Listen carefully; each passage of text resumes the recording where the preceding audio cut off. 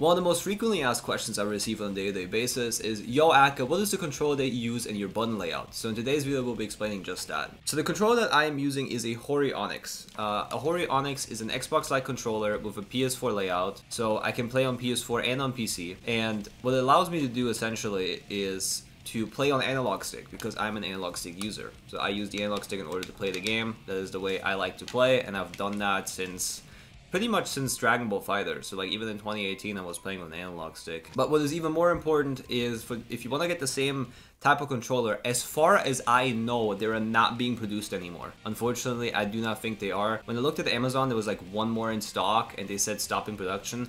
So unfortunately, you will have to try to find a layout that is similar to this one with the controller if you want to use the analog stick as well. But nonetheless, let's go over my button layout, which is probably a lot more interesting for a bunch of people in here. So why not just get right into the game? So for my controller layout, it's pretty standard actually. I don't really do anything crazy in particular, but let's go through it. So up, down, left, right, makes sense. That is for me on the analog stick, obviously. Punch for me is P, just like for everybody else. Kick is in the same spot, slash is in the same spot, heavy slash is in the same spot as for everybody else, dust is in the same spot as for everybody else. So let's go over the ones that are different, which is for one, the dash. So for me, dash on LT is just the most comfortable for me, and I'm just able to move with the most. You can have it on RT if you wanted to. This is just completely up to preference. I think personally, buttons are easier to press with my dash being on LT because I'm occupying one hand and not, you know, like both. I'm not occupying both hands when I'm doing like dash, for example, like similar dash inputs or combo inputs. I'm basically just using one hand for it for the most part. Now let's go with Flauntless Defense. So the reason why Flauntless Defense is on the same trigger is for me to use cancel dashes. So if you don't know what cancel dashes are, they're basically being able to dash in an FD in order to stop it right away. Like stuff like this, basically. This is how it would look like if you get it perfectly. But yeah, the idea is basically the same.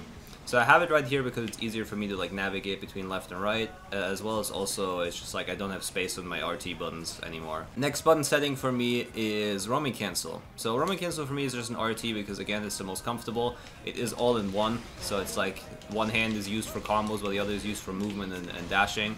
So that's how I saw it. It's like my way of like mitigating it. And for other buttons, I don't really have anything else. I don't use burst at all. Like I use the manual input for burst, also still use the manual input for Flauntless Defense for the most part, just because I think it's more comfortable. It's just easier for me, I'm more used to it, it is what it is. And the rest of the buttons here are literally just for recording. Like it's just like, oh, I need them to play, I need them to record, and I just swap right here between the two. And yeah, that is basically it. I hope this helped. Best of luck playing with this layout if you are trying to use it, and if not, then you know, it is what it is. Thank you for watching the video in full, and I will see you in the next one. Have a good one. Bye.